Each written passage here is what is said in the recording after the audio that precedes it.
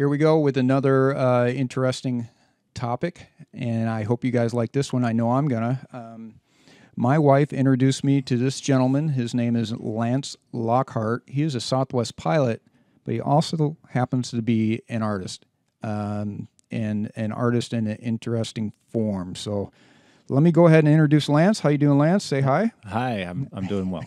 Good. All right. So my understanding is, well, why don't you tell me how long you've been a Southwest pilot and how you got into flying?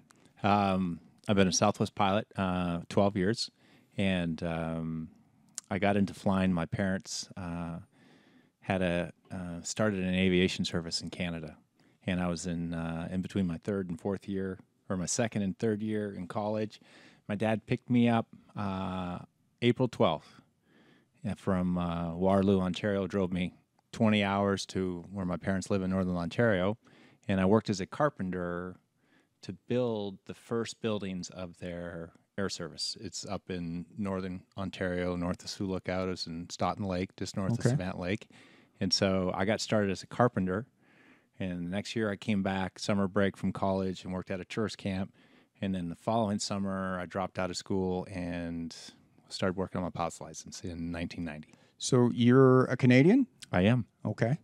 Are you an American citizen yet? Or I'm a dual citizen. My parents were American citizens when I was born, but I was born in Canada. And so I was able for, they call it birth abroad, application of citizenship. Okay.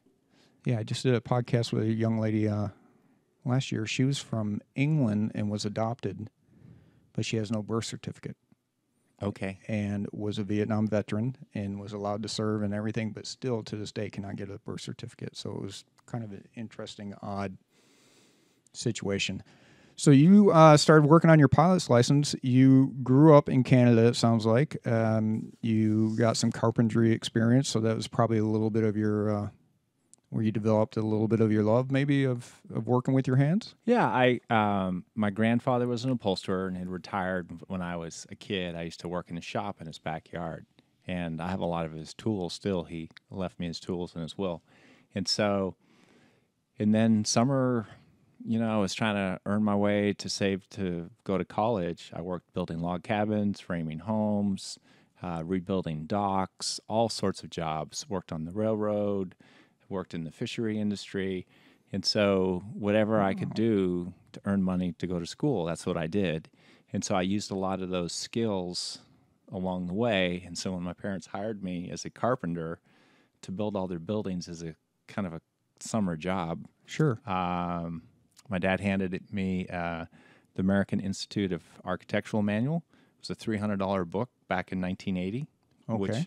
And he goes, if you need to figure something out, you know how to read. So I figured out how to do spans.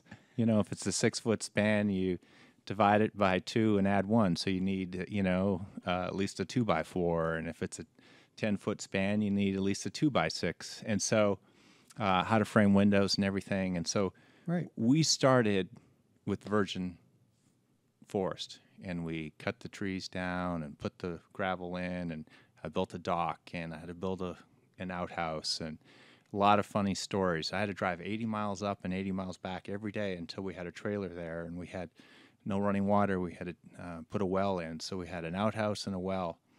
And so those stories, getting up, people would drive in at 4 o'clock in the morning and want to fly out. And so I paid my dues as a pilot by building the dock. Okay. And then they call working the dock is where you load the airplanes, you pump the floats, Sure. put the gas in, make your pilot a sandwich as he comes in. He's flying all day. And so my love of aviation started that way. And then people noticed my carpentry skills. And the next year I got hired to rebuild another camp and run their camp all summer. So I rebuilt some buildings and built new docks. And so that, being a frontiersman, and then myself being a bush pilot, before I started flying for Southwest, I flew up in Canada for over a dozen years. And Okay, so you were doing, I'm going to guess at the timeline, because for the folks that are just don't really know me, I worked for Southwest from 89 to 2000, and I worked in Reno for a long time, and I worked around guys and at other airports. and they would tell me to build up hours. Well, I did a lot of skydiving, so I ran into a lot of guys building up time that were flying those planes, and then a lot of those guys had talked about flying mail runs and a lot of mail and flying things around. So you were doing that. You were flying cargo and mail. I was flying cargo and mail and hunters and fishermen and canoes. I flew float planes, ski planes, all the way up into Hudson's Bay and in Northwest Territories. And a lot of times I go into places with no docks, and so I had to beach the airplane and load everything up and take off sort of downwind and turn into wind because there wasn't enough takeoff distance. So I never knew the difference between a Boeing and an Airbus.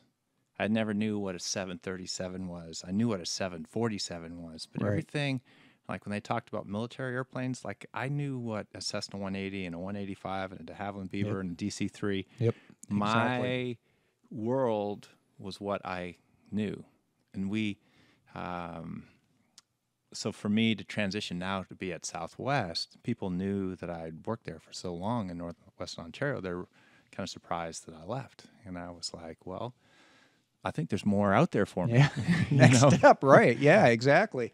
I think I had flown twice when I took my job at Southwest, and that was a buddy saying, "Hey, take a semester off school, and we'll fly all over and party and have a good time." And it's this crazy airline nobody's heard of, and I can't remember how many cities, 16 and 89 or something. Yeah, I remember I had to memorize them, and I was doing them all kinds of goofy ways for the test to make sure I passed. But that was my second time flying when I flew down to Dallas for my interview, I think. Yeah.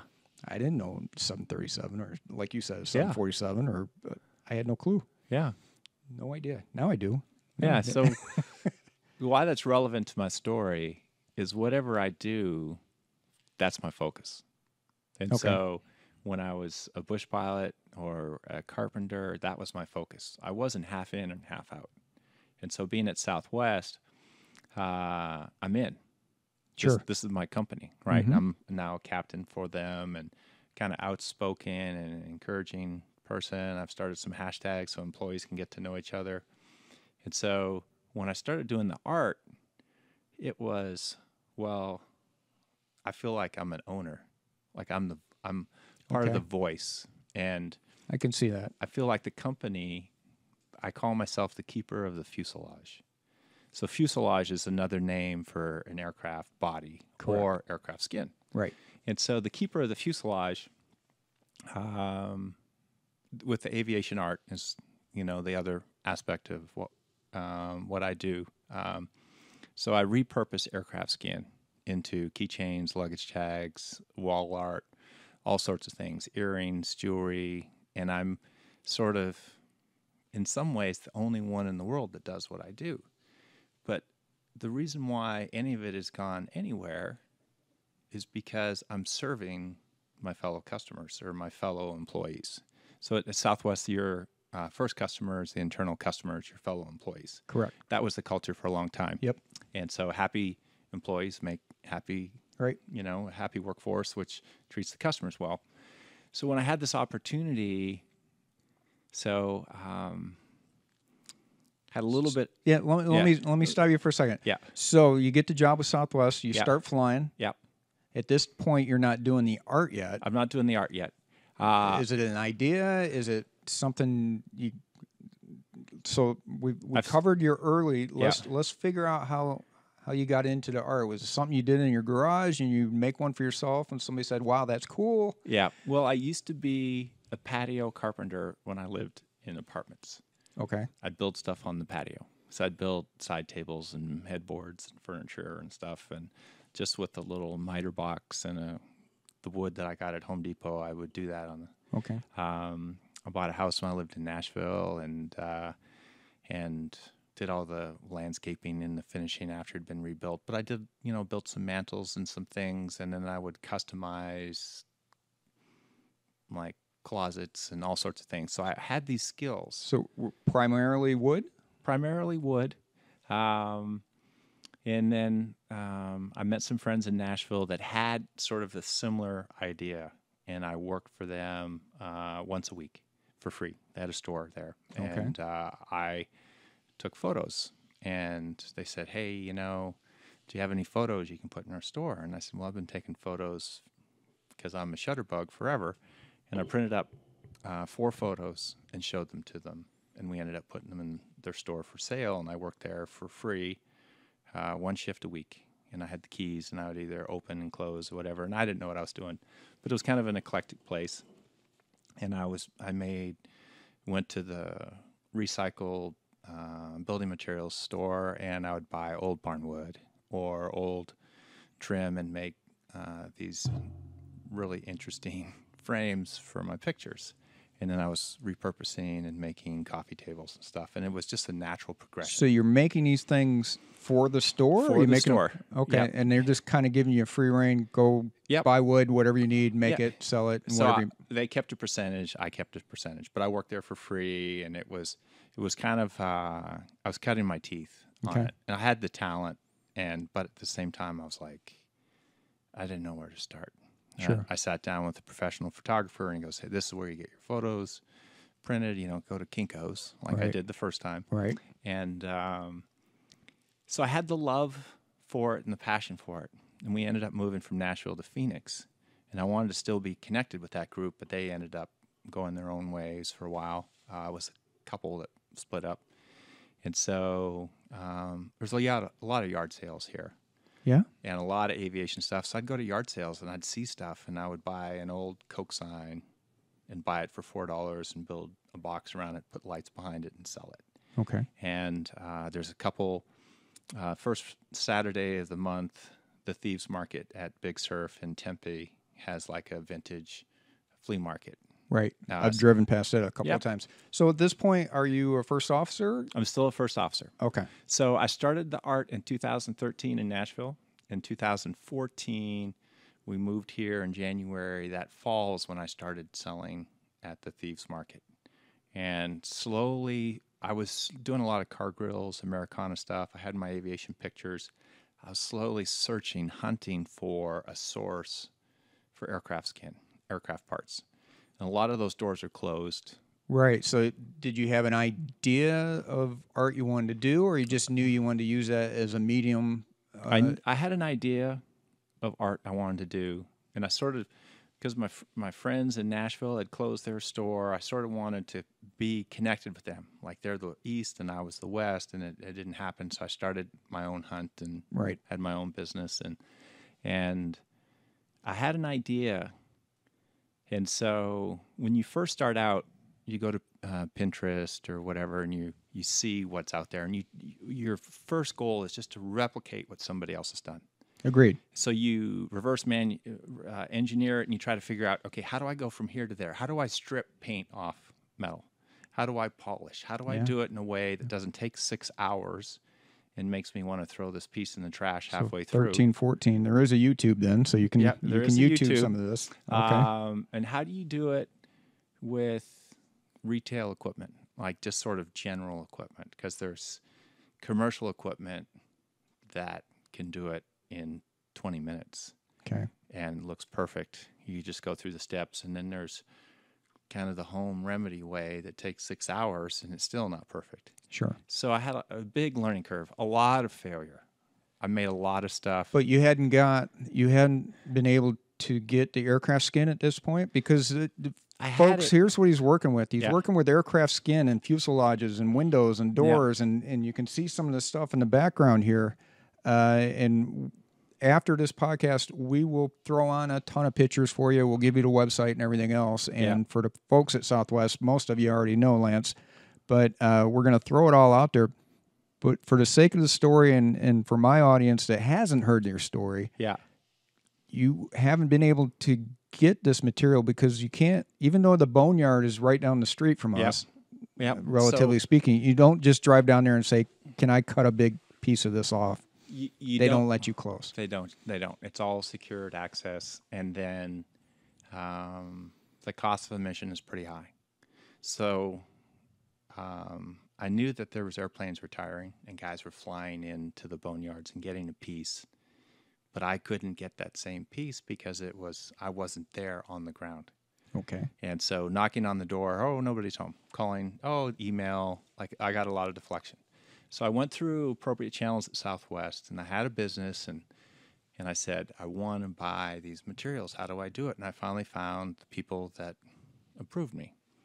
So I got the approval sometime in 2014, and it took 9 months before I got my first, I think it was 16 windows. So it took you a year to kind of crack the code. A year to crack the code. And then almost 9 months before they even let you have a piece. Yep. So I say a window. So every time you sit next to the opening of an airplane, that's a window. Right. And so they would cut them in sections of 4, and they cut them a little taller than I needed. So I had this extra fuselage over, the extra aircraft skin. Okay. And I was like, man, what am I going to do with that? What's an aircraft skin made of? It's made out of aluminum. Okay. There are some steel rivets in it in certain places, depending on where their attachment, but mostly it's all aluminum or titanium rivets, depending on how strong they need to be. So I had this extra aircraft skin. So September 15th, my first shop was my one-car garage in my neighborhood. Okay. And I cut these with a jigsaw. I had a jigsaw. That's how I cut these windows, with a jigsaw. Put tape down or like, and so I cut them into luggage tag sizes, and I stacked 10 on top of each other, and I started drilling through, and they all spun. Right. So there's a picture, and you can see these first keychains, and then you can see these rings on them where they spun. Because they were stacked on top of each other. When they spin in a circle, they scratch each other. Okay, that makes sense. So the first September 15th, I put a picture of it, first in the world on the market. Like, nobody else has done this before, and I was the first. Did I know I was the first? No. Were there other people trying to do this in the background and under development? Yes. But the first picture of a fuselage keychain size was September 15th, 2015. And that's pretty cool. I started bringing them with me at work. I was selling them for $10 a pop. And people were just going out of their gourd. I brought an engraver with me, and I engraved their name, their telephone number, or whatever on it. And from city to city to city, people would line up at the jetway, say, "Hey, do you have some?" So I said, You're the steel luggage tag guy. The luggage tag guy. And I used to engrave it as passengers were coming on the airplane. You know, and a lot of this stuff I don't do anymore now that I've been told, and, hey, this is what's appropriate at work. I'm just like a good-natured guy. I ask for forgiveness, not for permission. And I was doing it because I was excited about it. And then people say, well, can you make hearts? Southwest, we do hearts. Yeah. So I was cutting the skin. So Southwest out there is known for Love Field hearts. That's their thing, and their hearts are on all their aircraft, or used to be. I don't know if they still are. Still are. Yeah. And so now people are asking not for just a rectangle luggage tag; they're asking for a heart. So I'd cut the skin into twice the size, and I'd make triangles, and I'd get with the jigsaw, and I would sort of make the top of the heart, and then angle grinder. And I would grind it all into a heart. Very rudimentary. You're not pressing this thing out. You are by hand grinding this thing into shape. Yeah, okay. And I have pictures of that where I have the belt sander and the grinder and everything on the floor of my shop, because now I'm in a shop. I got the HOA where my neighborhood says, hey, you're too big. And so that fall of 2015, I got one of these units, my other unit, not this one, and I rented it out, and I sort of went big time. And so I would come home from a trip. I'd go with 40 keychains and come home with like 3, and then I'm like, I got to race back to my shop to make more. But I was running out of skin. And because I only had so much. Right. And it took me a year to get my first skin. And so November 1st, 2015, a couple, Ken and Tammy, had bought this 2-panel window and sent me this picture of it. It was in their house. And I posted that window on an internal Southwest Facebook page called Southwest Culture. Okay. When I first started using the page, I'd post the stuff up there, and they didn't say anything, and it was all great. And I posted this, and I had those 16 windows. I had sold a couple, and then the next 24 hours, I received 200 messages from Southwest employees. I want one. Really? What do you have? I want it. Like, messages that I had to turn off the sound on my phone because it was ding, ding, ding, ding, ding, ding, ding Yeah. from that picture. So what had happened, a lot of times when things are limited supply, people don't necessarily know where they can get them.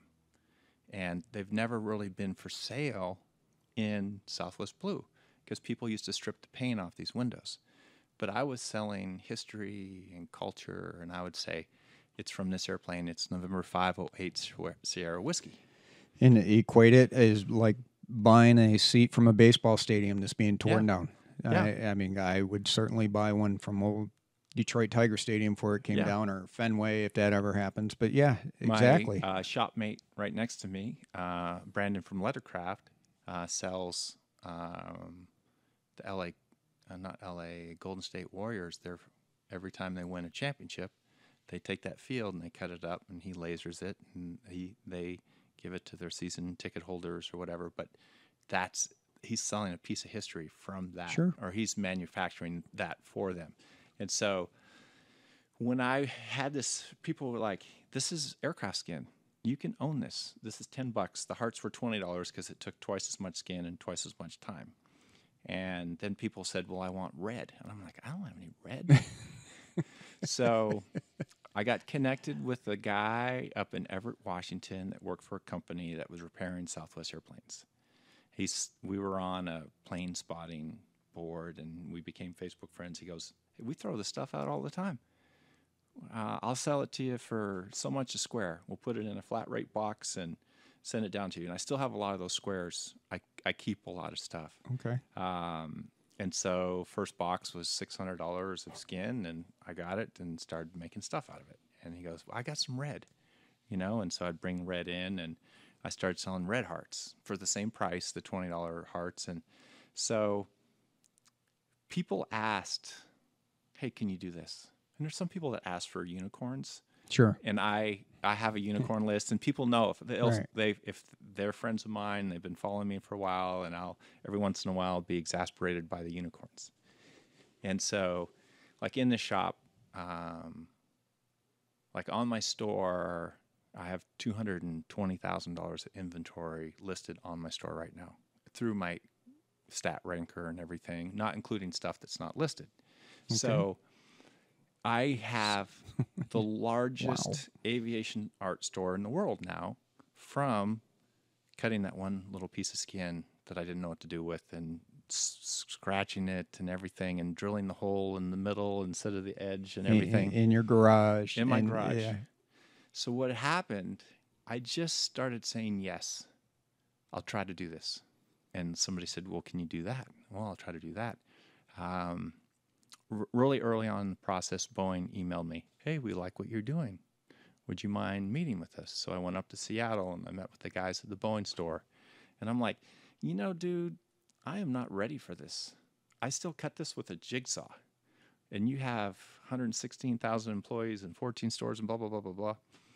It was really good because it made me realize when you do things that are authentic, people notice. Yeah. And if you're doing things that nobody else is doing, people notice. And so right away, I knew I was sort of on the right track, but I had a lot to learn. As an artist, I needed to know the difference between making a widget and making a piece of art. And so I do both. I make pieces that I just manufacture them, but then I can make that same piece and transform it through adding something to it or changing it through, even if it's just 5 minutes.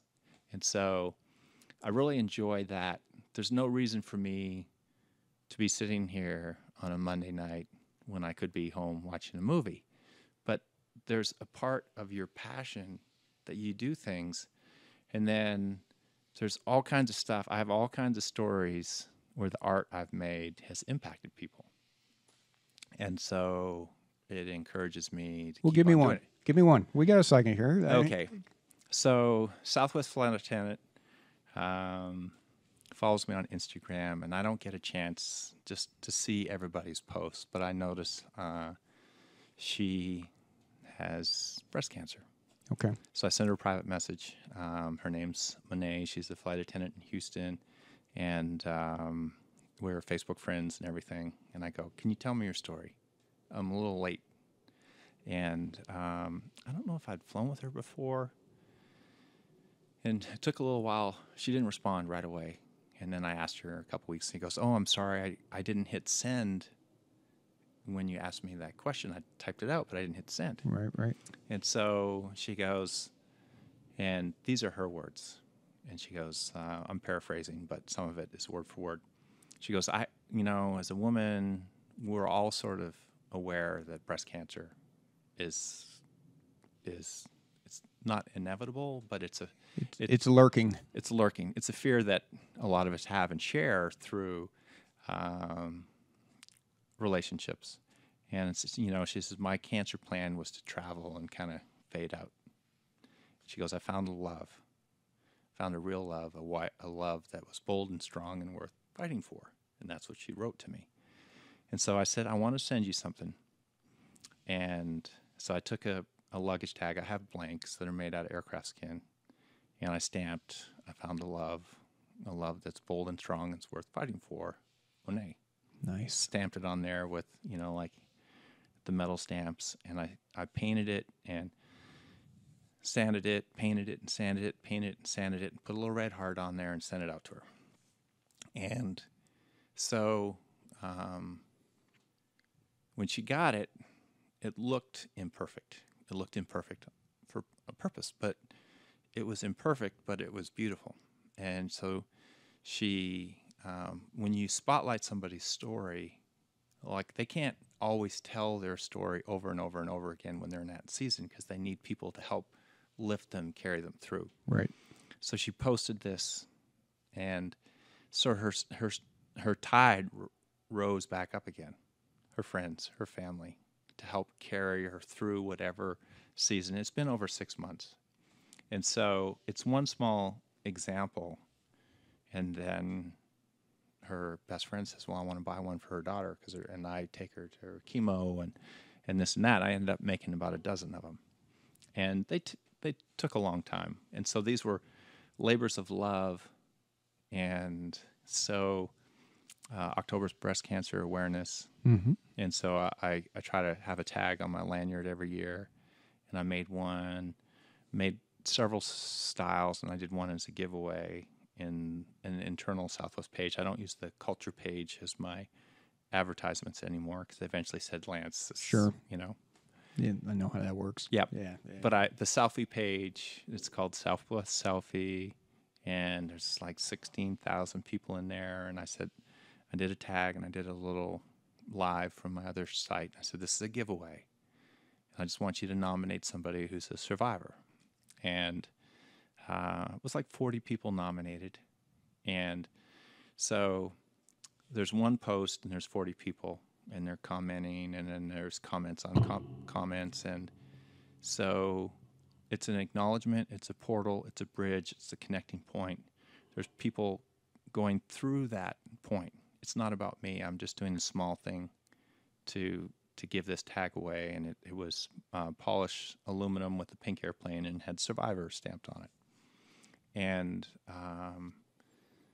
because it was so popular, what I decided to do is everybody that was nominated, I would give them a little keychain that said 737 on it. And all you had to do is send me your address, and I'd send everybody one. Okay. Right. The one that was pulled out of the number of people that were in, it was the 37th person, which was kind of ironic because Southwest flies Boeing 737s. So here's something where I could be externally focused and giving and use my art to draw a community together where it wasn't for me, it was for these people. And so some people are, like Monet is 7 out of 12 was her last chemo. So she was nominated, even though, this is like, you don't realize until you parallel this track how long this takes and the toll it has on people's lives, and the fact that short-term disability makes it where people have to come back to work in the middle of their treatment. Yeah, great point. Great point. absolutely right. And unfortunately, we all know somebody as you get a little older. You Yeah. not somebody. Yeah. We know a lot of somebodies that are struggling with Yeah. and battling is the right word, I guess. So what art allowed me to do is give me an awareness into somebody else's, what they're carrying. And so I probably may not be as externally focused and receiving as much from the outside if I was just looking after my kids and my wife. So it gives me an appreciation. And the other night was my youngest son, Lucas. And I was saying his prayers and putting him to sleep and was talking about giving. And when somebody's sick, I would make them a piece. And he says, well, does everybody do that, Dad? And I said, well, everybody doesn't have to do it, but I do it because I can. And it lifts people up and shows that I'm caring about them. And so when you do something where it's, I try to make things that aren't disposable. Like it's, if you don't have it on your bag, you have it in that little treasure chest. Okay. It's a keepsake. Yeah, great. Where I try not to make things that people are going to donate, you and, know? And to add on what you were saying, I think you're talking about service, aren't you? It is service. And so whether, you get a nickel for it or not, Yeah. It's a service, and it's, I have a hard time with the word selfless, and that's a whole family argument. I won't go into, but I have a theory, and I'll tell you later. But especially as you get older, I wish I'd realized as a young man how important service was, and as I get older, part of this is service. And I told you a little bit about the veteran stuff we're doing, and there's something else coming up too, but that'll be off the air to tell you that part. But yeah, it's service, and good on you. Yeah. Well, the Southwest pays my mortgage. My art is all by faith. I have no set income every month. The success of my business is been carried by the word of mouth, the feedback. I don't have 100% positive feedback from people, but I get pretty instantaneous. If I get a negative through me, then I have my pride doesn't last as long as it used to yet at 50. So I'm not like, okay, I don't bow up and deflect back. What I try to do is sometimes I'm not expecting that response, but then I have to measure it and go, okay, what could I have done better? Well, and that's the right way to look at it. And I'm learning on the internet, no matter if you were spitting golden nickels out your mouth and handing 1 million of them to every person on the internet, somebody's going to complain about it. That you didn't give them to me, or you didn't give them to me fast enough, or I don't like the way you did it. There's just a lot of negative people out there that just find a problem with, and maybe it's a legitimate problem, but most of the time it's just. I learned at Southwest a pretty valuable thing. I learned at Southwest when I was on the customer service side.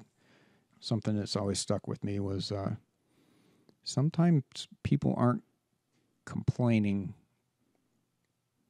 to really get a result. They're complaining to be heard. Mm-hmm. And especially with seniors, they feel ignored or bypassed, and they're letting you know and just wanting to be heard. And it was important. There's so many lessons I learned at Southwest that I take with me today. And I posted some stuff the other day, but anyways, go on, sir. So the up in the internal culture page I wrote today, the difference, an example between being an employee and being an owner. And so I said, as a captain, I'm responsible for everything that happens up to that person before they get on an airplane. I may not have been physically present, but I'm responsible because their state of mind, like I'm taking them from point A to point B. Sure. And if employee acts as an employee island, I'll hear about it.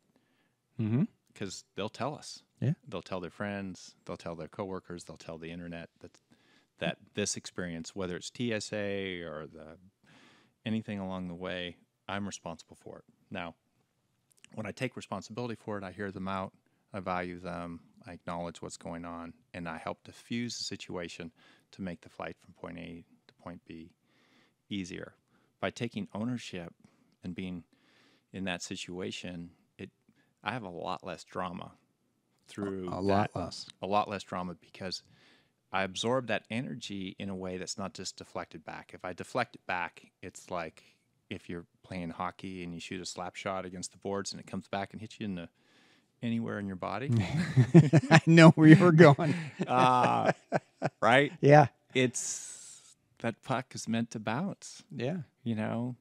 But if you can absorb some of that energy and change it. And so there's things that make things that give things momentum and give things energy. Like I started in a garage with a jigsaw, and now I'm sitting in a shop that has more stuff in it than I know what to do with. And it's not stuff that's scarcity, it's stuff with abundance.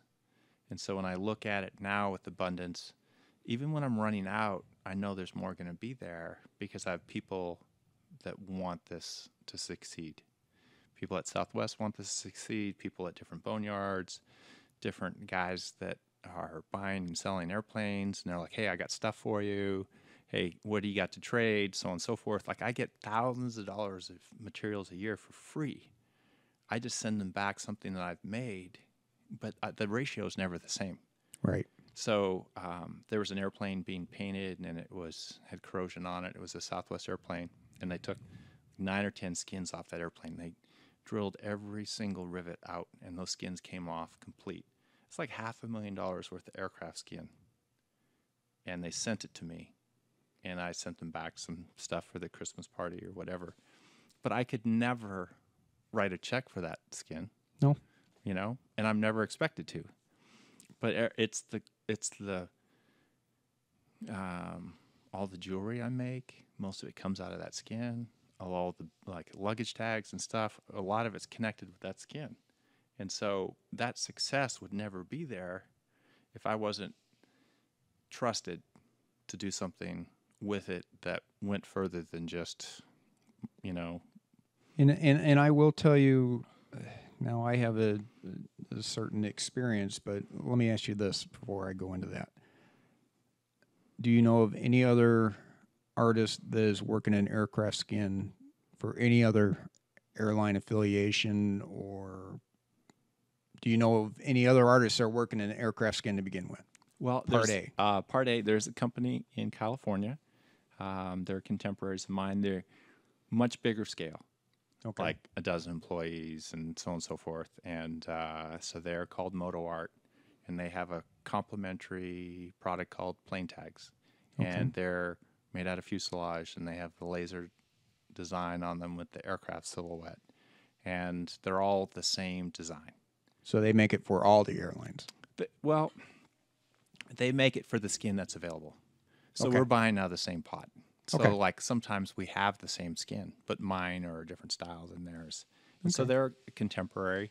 There's 2 or 3 other artists on either, mainstream sales channels that sell, like, a few pieces here and there. Well, all right. Let me clarify my question and where I was going. Yeah. It's kind of what makes, it's not kind of, it's what makes Southwest different. Yeah.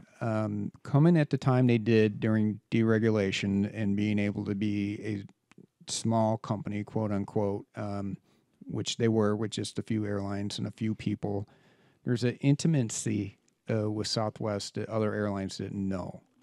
And especially the people that have been around for a while feel it.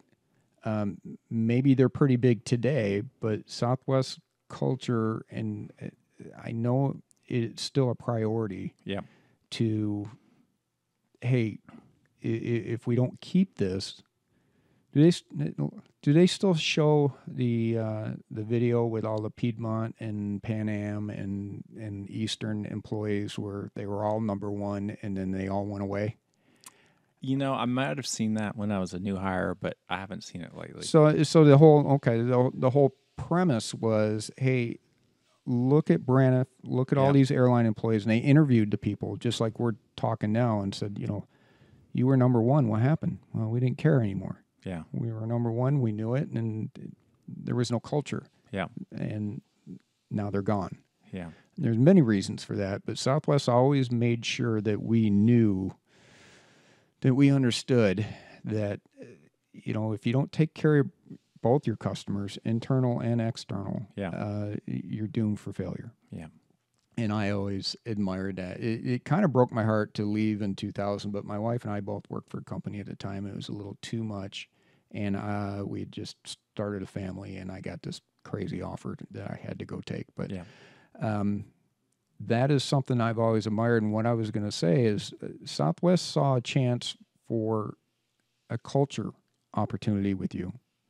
And it sounds like they followed it, and you were made of the right stuff to say, I accept it. I accept it, and I'll run with it, and I'll have fun. And obviously, we're not sitting in the Taj Mahal or anything, but this is pretty impressive. Yeah. I really appreciate the support they've given me. I'm not on the front page, but I don't need to be on the front page. I'm not a front page guy. I'm a guy with dirt underneath his fingernails, and I like that. I relate more to employees at different levels because I pay attention. I pay attention to their stories, and I think that's important to have that sort of commonality with people. And yes, being successful in this has allowed me to buy and sell more stuff and have more things available and take chances on products and make pieces for different employee groups that would never be made before and be a part of commemorative things. Well, it feeds you. It feeds your sense of purpose. It feeds your artistic needs. It feeds everything. And guess what? You get to be a great pilot as well. So, it's a win-win for everybody. I have a bag at work. So my flight bag is gone. Now I have a bag that's clear plastic, and it has zippers and allows me to put my luggage tags and keychains in there. Okay. And I roll it through the airport, and they're like, "You're that guy, the tag guy, the tag guy. I've never met you before." And so I do that. I'm not selling to the customers. I'm not selling to my passengers. I'm interacting with my internal customers and av geeks and guys in the Denver Tower, or an American ground handler in DC. Like, there's people from all sorts of companies that want to. I'll post my schedule on my Insta stories, and they'll show up. Hey, what do you got? We'll step off the airplane and do something. And so what I love about that is I get to meet more people all across the country. So I don't feel like a stranger anywhere. And the great thing about the internet, and I feel like I have a whole company helping me with accountability. So, like, wherever I am, I don't feel alone. And, it's kind of a neat thing. And I've been able to use what I do to encourage other people, like with Monet, and I could go on with a lot of other names. I just sent out 40 pieces for internal Southwest people that were breast cancer survivors. And my idea to send out one, and like, so when you take a leap of faith, I mean, it's real money, but it's that money that I'm spending was money that I've earned. So it just keeps on moving. It just keeps on flowing. Sure. It enables you to do other things here at the shop. So that's, I mean, please, there's no, you weren't apologizing, but there's no excuses to be made for, collecting a couple of nickels for something that a lot of hard work and time's put in. You know, and I do that evaluation all the time. I'll spend 8 hours trying to figure out how to fix something. And I'm like, man, if I would have just paid a guy $40 to begin with to do this darn thing, it would have been done 8 hours ago, and I wouldn't have worried about it. But people forget how much value there is in time. Yeah. And it's very valuable. So you don't just do baggage tags in small pieces, though. If people look behind me, they'll see some of your artwork. If they look, I'll switch over behind you. I see props here. I see part of props. I see big old wooden props. And I say old. I don't know if they're necessarily old or not. Some of them are World War II and pre-World War II, and So now are you kind of doing a swap shop kind of thing and bringing in and restoring and putting them back out? Okay. Or do you? So this is, I'll give you two examples. Okay. A prop is a tight skirt.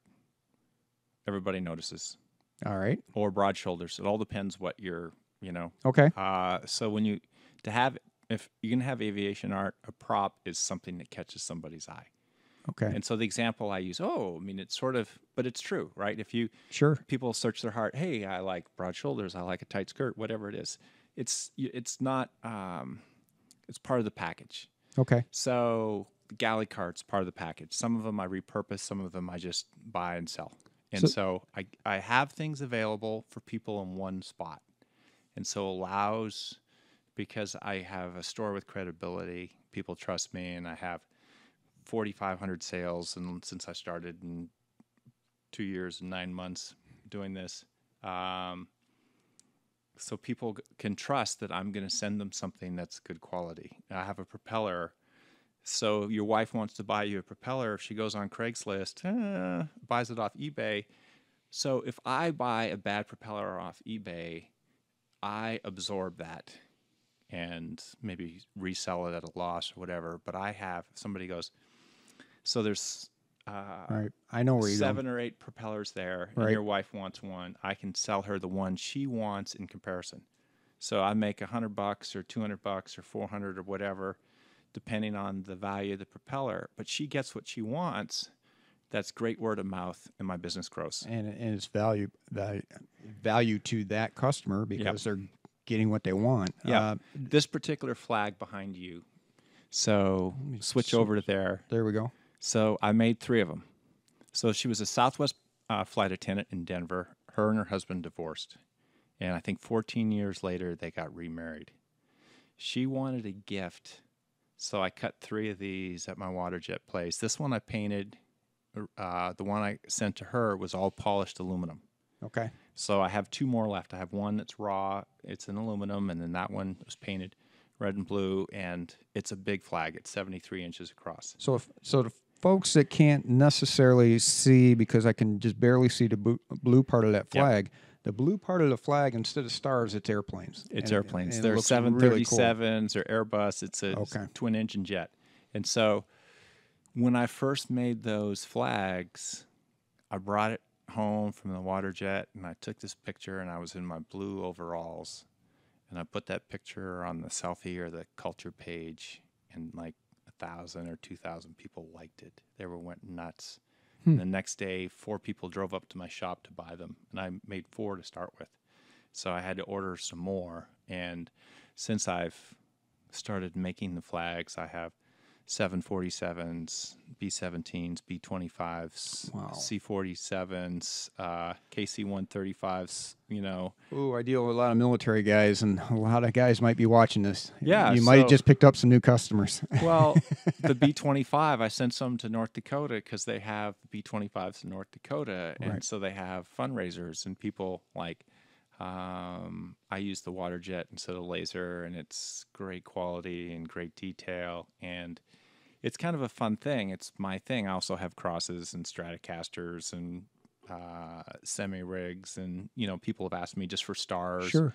But it's kind of my signature. Right beside me, the Commemorative Air Force here in Mesa, Arizona, bought a bunch, and so then I made some with 48 stars because the B-17 and B-25 that era had 48 stars instead of the 50. So, and for the folks that don't know, his shop is just off Falcon Field in Mesa, Arizona, which is they have a aircraft museum. Yep. I know it was military base, but I don't know what affiliation. Was it Air Force or was it? It's the Commemorative Air Force. Okay, that's what I thought. But And then you were telling me earlier one of your bigger sellers are galley carts, drink carts. For those people that aren't in the airline industry, that's the little cart that rolls up the aisle with all the drinks in it. Southwest traditionally has never had those, Yeah. but people in the airline industry know what they, or anybody that flies on a plane other than Southwest knows what those are. Yeah. And then two, you said that people buy them for their man caves or their he-she sheds or whatever they're calling them now. Yeah, And, so they want a little drink cart. So their alcohol, their glasses, they got a little ice bucket. Hey, we're having a party. You roll it out to the back deck. You're having a party. You roll it out into your room. right. And so you can close it up, lock it, whatever. And so, No, that's. I mean, I would want one. You- I could see putting minis and beers in it, and in the and- shop, you can't see it in this photo, but I have 60 of them in my shop right now. 60. 60 carts. So they're behind me, they're under here, they're under there, they're stacked too high. And so Yeah, The- they're everywhere, folks. they're everywhere. And I have a lot of empty cardboard boxes, and I have the drawers for the carts. And the thing about the carts, you can kind of get them everywhere. But when people buy carts from me, then they're buying, I can also sell them a turbine mirror like the one in the shot here, or a window from an aircraft with the mirror in it or something. Oh, I didn't even notice that was a turbine. So That's from an that's- F-100 motor. That's the blades from the inside of an engine, folks, and then you put a mirror in the middle of it. So again, non-airline people, that's the blades inside of the jet engine that So that spin particular around. part in a functioning airplane might be $60,000 as a part.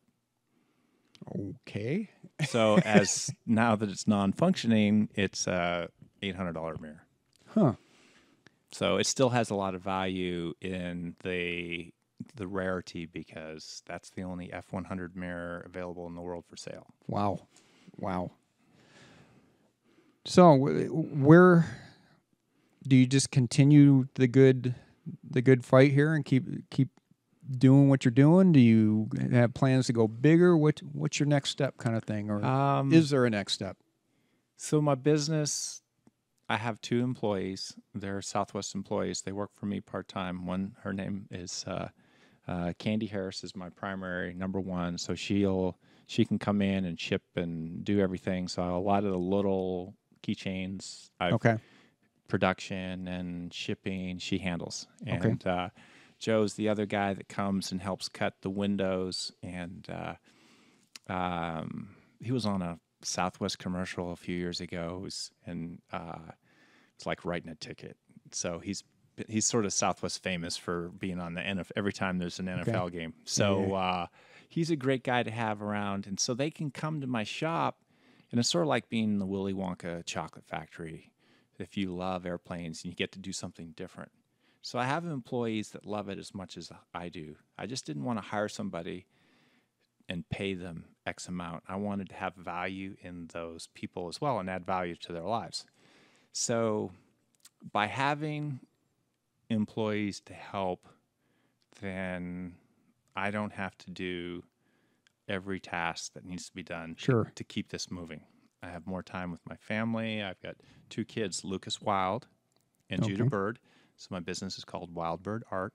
Okay. Perfect. So it's from a family name. And so I want to spend time with them. I also been married for 10 years, want to spend time with my wife. And she has a home business as well. So we're constantly battling. It's not a battle. It's about being intentional. Sure. So I have a series of luggage tags that I wholesale and I do for corporate events.